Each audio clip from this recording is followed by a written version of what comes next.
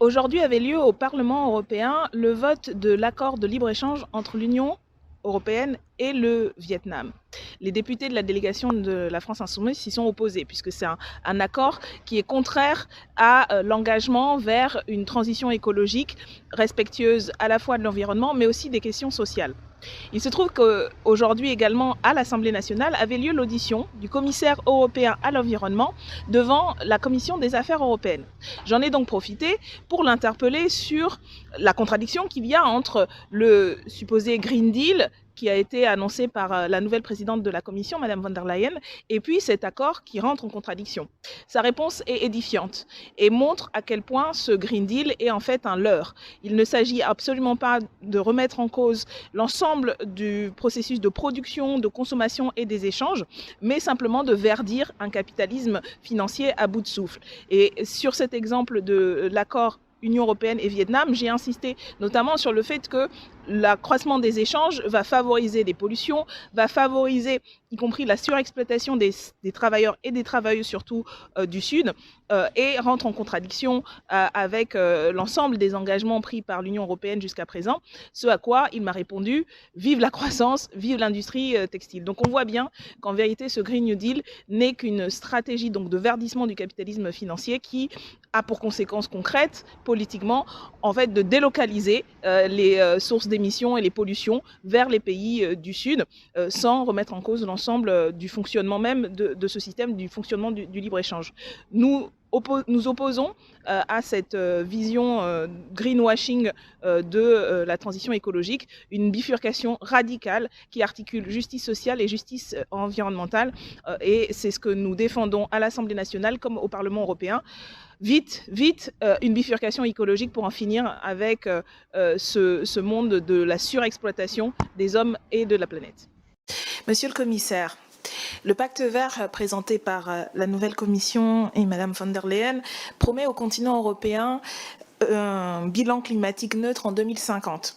C'est un engagement qui est censé être tenu sans rien changer fondamentalement dans le système économique actuel, ni les modes de production, de consommation, ni d'échange. Je crois, malgré les ambitions que l'on peut partager, que cette stratégie est un leurre. Et le vote aujourd'hui du premier accord de libre-échange entre l'Union européenne et le Vietnam est éclairant à ce titre. Cet accord prévoit l'élimination quasi complète des droits de douane entre les deux parties. 65% des droits sur les exportations de l'Union européenne vers le Vietnam disparaîtront dès l'entrée en vigueur de l'accord de commerce, les droits restants étant progressivement supprimés sur une période qui n'excédera pas 10 ans. Or, vous le savez, augmenter le libre-échange, c'est augmenter les transports maritimes, il en a été question, c'est-à-dire augmenter la pollution à l'oxyde de soufre, c'est augmenter également la production plastique, encourager la course à l'obsolescence programmée des biens dont on consomme. Rappelons, et on a évoqué le cas de la Méditerranée, que 600 000 tonnes de plastique sont déversées chaque année dans ce qui est pourtant une réserve unique de biodiversité. Selon une étude de la Commission de 2013, à long terme, l'accord qui vient d'être voté majoritairement au Parlement européen va orienter l'économie vietnamienne vers la production et l'exportation massive de produits à bas coût, en premier lieu duquel l'industrie textile.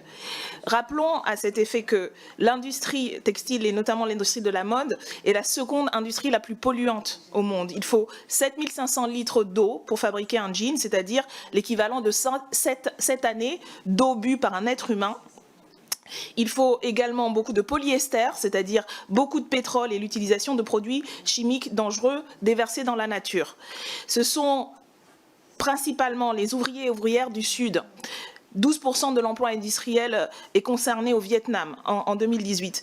Ce sont ces personnes qui sont les premières victimes en étant exposées à ces produits chimiques. Elles sont également surexploitées avec des salaires de misère et les productions qui sont issues de cette industrie viennent augmenter les déchets, les nombreux déchets, les kilos de déchets. Une personne d'Amérique du Nord achète en moyenne 16 kilos de vêtements par an. On en est à 12 kilos pour l'Union européenne.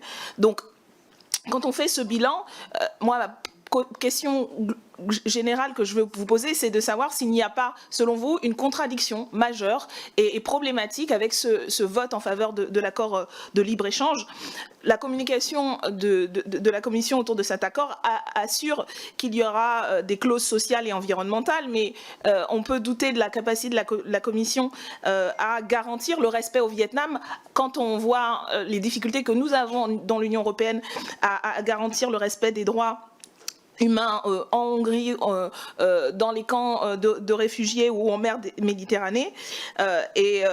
Voilà pourquoi je voudrais vous demander si, à la réflexion, y compris avec les débats qu'il y a pu y avoir au sein du Parlement sur ce sujet, est-ce que vous pensez réellement que, en se satisfaisant, comme cela a été dit, de verdir les politiques actuelles, en orientant un Green Deal européen vers uniquement de la finance verte, on fait véritablement face au changement climatique et la nécessité de changer fondamentalement nos pratiques industrielles et productives. Sur la question de l'accord de libre-échange avec le Vietnam. Alors, pour commencer, j'aimerais dire que nous voyons le pacte vert pour l'Europe comme une stratégie de croissance. Il n'est pas dans notre intention de mettre des barrières à l'économie, mais de créer des débouchés. Et l'un des domaines clés qui va être couvert par la stratégie, c'est les textiles, pas seulement dans l'Union européenne, mais également les textiles qui finissent dans l'Union européenne, mais qui ont été produits ailleurs. L'une des principales initiatives est la durabilité dans les textiles, c'est-à-dire pas seulement ce que l'on fait des textiles une fois qu'ils ont été utilisés, mais comment ils sont produits. Et dans le cadre du plan d'action, eh bien, nous allons nous intéresser aux sources de pollution, aux sources non durables de production. Par ailleurs, il est important de dire que l'une des principales initiatives dans le cadre du plan d'action, c'est des politiques relatives aux produits, c'est-à-dire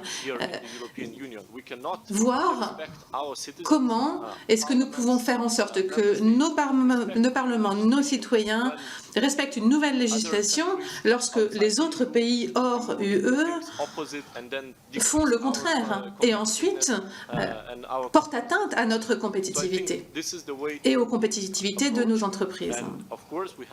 Donc c'est comme ça que nous devons faire, me semble-t-il. Nous devons encourager davantage d'accords, nous devons faire en sorte que nous suivions cette voie. Et il s'agit là de l'une de nos priorités.